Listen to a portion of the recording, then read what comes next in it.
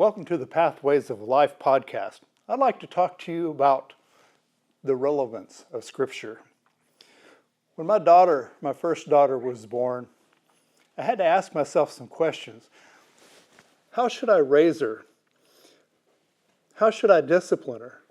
What should I teach her? How do I teach her? How do I help her with her attitudes?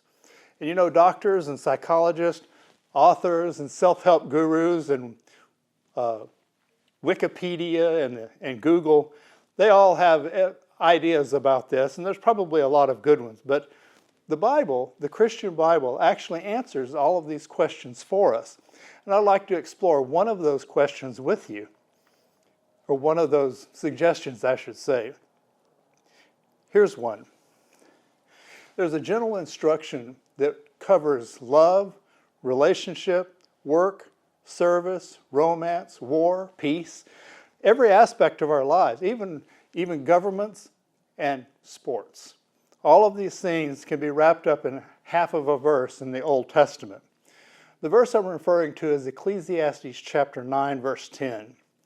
And it's something that's really easy to remember.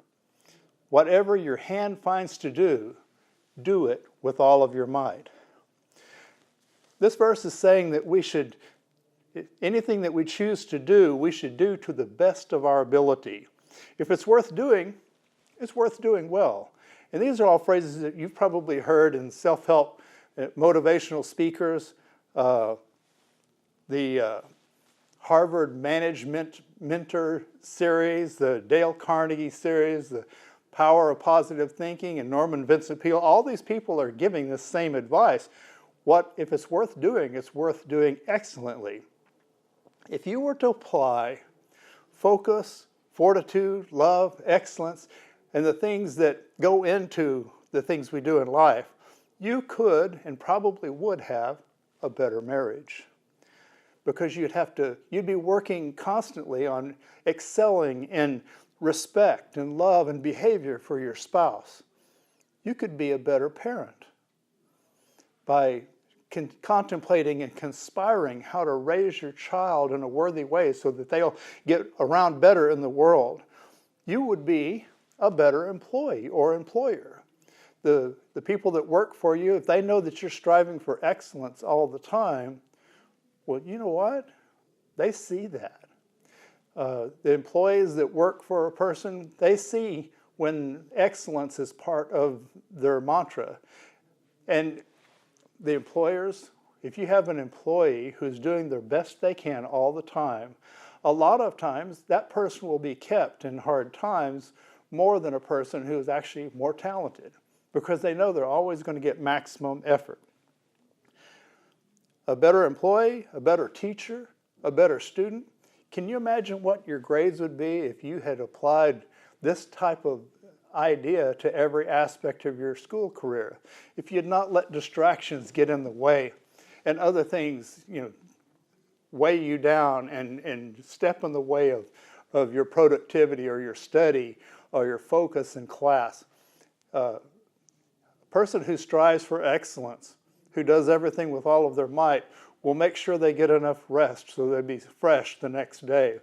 That person will also make sure that they study hard and they study early and they don't procrastinate. All of those things that we've caught ourselves doing, that if we strive for excellence, well, those things become a lot easier. How about a soldier or commander?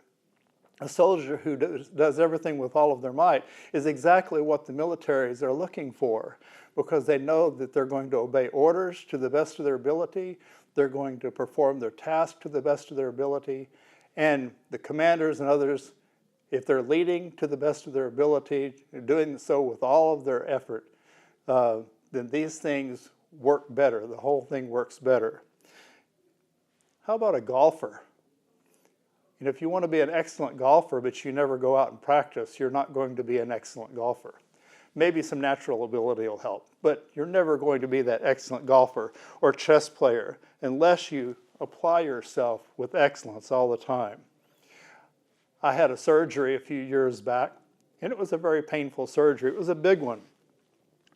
I wanted my surgeon to operate on me with all of her ability. I wanted her to apply all of the things that she learned in her medical practice, all the best practices, the things that work, the best ideas, the best skills. I certainly wanted her to apply those in my surgery. Had she been lackadaisical about other things, I might have doubted her abilities to actually operate it on me. If someone's rebuilding an engine for my car, I want them to do so with all of their might. I want them to do so to the best of their ability. The New Testament uses an athletic example. This is in Hebrews 12, verse 1.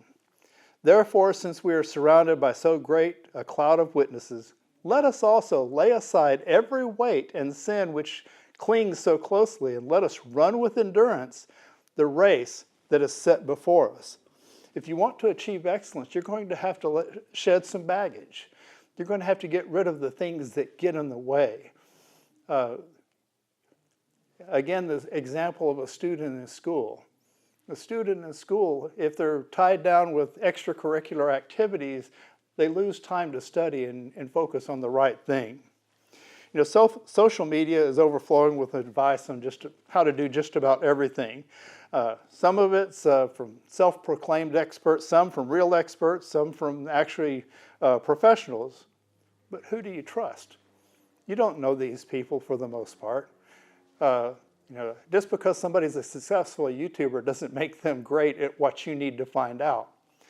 The Christian Bible, though, is full of examples, parables, poetry, and wisdom, which, if studied and applied, will direct you to a life of peace, hope, love, and eventually a blessed reward when your time is done here. A lot of folks are prejudiced against the Bible. We've been taught that in school, perhaps, that the Bible is just myths and things like that. But every old writing of wisdom has something that we can learn from. And I'd like to encourage you to look through the Bible and look for the wisdom it has to offer you to make you have a better life here. Of course, the end result and my desire is that you have a better life eternally. And those are the things that you can learn in the Bible also. And actually, they're the more important things. Thank you for the time that you spent with me this morning.